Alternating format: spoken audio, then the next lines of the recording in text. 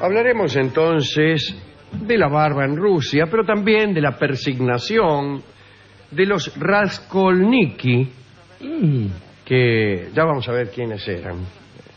Todo esto sucedió en Rusia a fines del siglo XVII y principios del XVIII.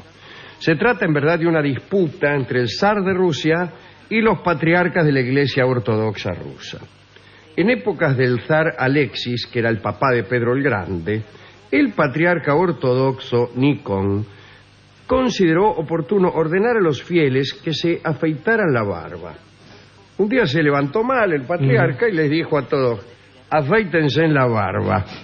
Escándalo general, ya que la tradición de los rusos creyentes consideraba que afeitarse era un acto indigno del hombre. Pero además el patriarca Nikon ordenó que los fieles se persignaran con 3 dedos, cuando hasta esos tiempos se hacía con 2, para subrayar la doble naturaleza de Jesucristo. Con 3 dedos, como si fuera una pata de chancho. El asunto de la barba y el gesto de la persignación era un embate, digamos, modernizador del patriarca Nikon para acercarse de algún modo a la iglesia romana. Y entonces se armó. Apareció un grupo de fieles tradicionalistas que se llamaron Raskolniki, que quiere decir viejos creyentes. Yo no estoy nada seguro de que quiera decir viejos creyentes. Te ve que yo sospecho el ruso. Le diré que Mochalniki quiere decir mudos. Sí. Así que es difícil que Raskolniki quiera decir viejos. ¿Por qué es difícil? Salvo que Raskol quiere decir juventud y Mochal voz. Claro. Y entonces Raskol sea Raskolniki sea los sin voz y Mochalniki al revés, los sin juventud. De donde Niki... Pero entonces no, porque la negación de la juventud no es necesariamente la excesiva vejez. No sé. ¿A dónde está? Que llamen los rusos. Sí. Bueno, el caso es que eran un grupo de fieles tradicionalistas llamado Raskolniki. Bien. Se rebelaron contra el obispo, el patriarca Nikon, los viejos creyentes, los Raskolniki, y consideraron que era un verdadero sacrilegio cambiar cualquier detalle de la antigua liturgia rusa. Muchos Raskolniki prefirieron padecer el martirio antes de someterse a asignar la cruz con 3 dedos u otros horrores papistas. Los Raskolniki dijeron que el zar y su imperio eran el anticristo y su dominio también era parte de ese territorio o de esa jurisdicción infernal. Bien, entonces los tipos fueron alejándose cada vez más de la vida del Estado, empezaron a frecuentar templos de rebeldía, donde se seguían las prácticas antiguas. Claro. Es decir, cuando se hacían la señal de la cruz, usaban 2 dedos solos. Y además, entre ellos, todo el mundo tenía unas barbas de Padre y Señor Nuestro. Sí, y Espíritu Santo. Muy bien. Muchas veces para huir de la captura, ya que el zar y el patriarca los perseguían, los Raskolniki se arrojaban voluntariamente al fuego. Consideraban que era una huida hacia un mundo mejor. En la mayoría de los casos, la policía del zar les ahorraba ese gesto voluntario, ya que cuando los metían en cana, los quemaban. Bien. La persecución fue tal que los Raskolniki se iban preparando para el momento de la muerte, no hacían otra cosa. Todos decían, en el instante de encenderse en la hoguera, que ellos se quemaban en el fuego terrenal y que los fieles del zar se verían abrazados en el fuego eterno. Era un decir, ¿no? Sí, claro. Un decir, mientras que el fuego que los quemaba era fuego verdadero. Era un hacer, más que decir. Bien. Después de la muerte del zar Alexis, los Raskolniki tomaron la dirección de todos los descontentos. Quiero decir que cada vez que había un descontento lo manejaban los Raskolniki. Bueno, sí, claro. Entonces, bueno.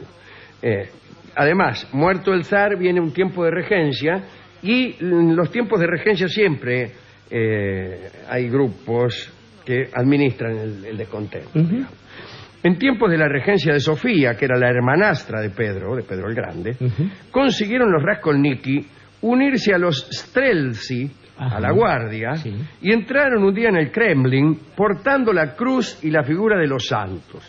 Los Raskolniki, encabezados por un hombre llamado Nikita Pustosviat, o no sé si decir Nikita Pustosviat o Nikita Pustosvhat, porque un ruso amigo mío me dijo que ese cuento de que la J es I es una mentira inventada por el capitalismo. Por el capitalismo.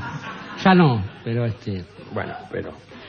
Bueno, este Nikita Pustosviat o Pustosvhat, que sería mucho peor, se metieron en el Kremlin. Creían que eran tiempos débiles del zarismo. Entonces se metieron en el Kremlin con la cruz, qué sé yo, pero se equivocaron porque los reventaron enseguida.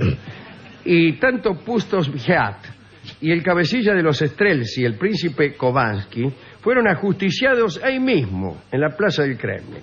Pedro el Grande comenzó a gobernar a los 17 años y el problema con los Raskolniki parecía haberse tranquilizado. Por un tiempo el zar no hizo intentos de modelar la liturgia de la Iglesia Ortodoxa. Pero en 1697 el patriarca Adriano se asustó. Pedro había planeado un viaje a Europa Occidental y eso podía detonar en su pensamiento nuevos intentos modernizadores. Los Raskolniki eran los que más se oponían al viaje y lo juzgaban como una tentación infernal. Pero el zar viajó. Y regresó con ideas. Que todo el que viaja a Europa Occidental en 1697 regresa con ideas. Dígamela. Ideas que en realidad eran extravagancias, ¿no? El contexto de esta extravagancia es la lucha entre la tradición religiosa y la secularización. Y ahí vino el famoso asunto de las barbas.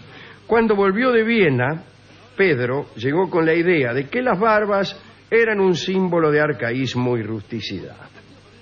Y las prohibió. Y él mismo se sumó al recorte de todo barbudo. Cuando veía un barbudo, él mismo le cortaba el pelo. A medida que advirtió que esa tarea iba a ser extensa y fatigosa, imagínese, Rusia es una nación inmensa llena de barbudos.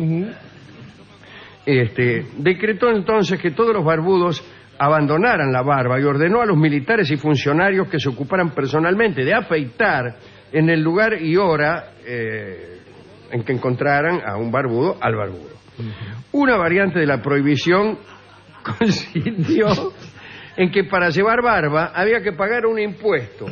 Bien hecho. Y el recibo era una especie de medalla que pendía de un collar y acreditaba que los portadores estaban en paz con el fisco. Si la barba era muy larga no se le veía la medalla. Largo tiene que ser. Los Raskolniki, como siempre, conservaron su barba y empezaron a llamar al zar Pedro Belzebúvich, que quiere decir Pedro, el hijo de Belzebú. Arreciaron otra vez las persecuciones. Pedro redujo el número de monasterios y de monjes, confiscó sus bienes, mantuvo rigurosa vigilancia a las comunidades. La guardia zarista anduvo por un tiempo con látigos y navajas de afeitar, buscando a los Raskolniki. Las barbas que no se permitían eran en realidad aquellas que iban más allá de los 2 centímetros. Bien. Porque no es que no se toleraba el descuido, no se toleraba la herejía. Claro, muy bien. En verdad, estos conjurados contra el zar tenían muy poca posibilidad de pasar inadvertidos. No podían hacer reuniones secretas. Dice Voltaire, que indagó mucho en la figura de Pedro el Grande, que para que un grupo pueda convertirse en enemigo de un orden constituido y solidificar las bases de una lucha clandestina, no es conveniente llevar insignia tan visible como un rostro con pelo. Quiero decir que enseguida te agarran. No podés hacerte el gil. La disputa fue larga, los Raskolniki vivieron como pudieron durante muchas décadas, siempre escapando de la guardia zarista. El zar Nicolás I terminó por destruirlos con decretos que acompañaron la represión. Los Raskolniki fueron declarados civilmente incapaces, se les vedó ejercer el comercio y casarse, todo por barbudos. Si lo hacían y eran descubiertos, el matrimonio se anulaba y se procedía a una separación geográfica del hombre y la mujer. Lo cual impide la consumación. Sí, claro. Deportaban a algunos, los mandarían a Siberia, calculo yo. Sí. Los hijos de los disidentes eran bautizados compulsivamente por sacerdotes ortodoxos adscripto a las innovaciones del zar.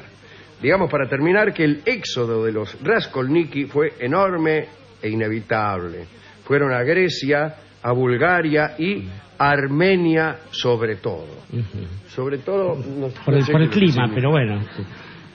La persecución de las barbas ya mermó en tiempos de Alejandro III, ya a finales del siglo XIX. Pero hasta esa época era peligroso andar barbudo en Rusia.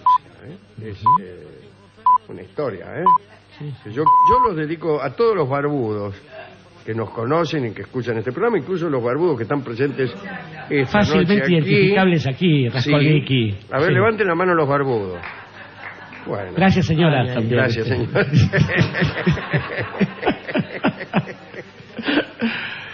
Bueno, muy bien. ¿A quién quiere hacer usted su dedicatoria particular, Jorge? Estaba pensando, Alejandro, que en general, cuando alguna nación de aquellas que Occidente supone como lejanas, solo porque no están en el centro de Occidente, ¿no? Bien dicen algunos que Hegel y los europeos inventaron la universalidad, pero no la supieron usar nunca como corresponde. Siempre han sufrido este tipo de problemas y un equívoco. Estaba pensando en China, estaba pensando en el Japón también, cuando alguien vuelve de Occidente y efectivamente impone cosas de un orden más o menos caprichoso.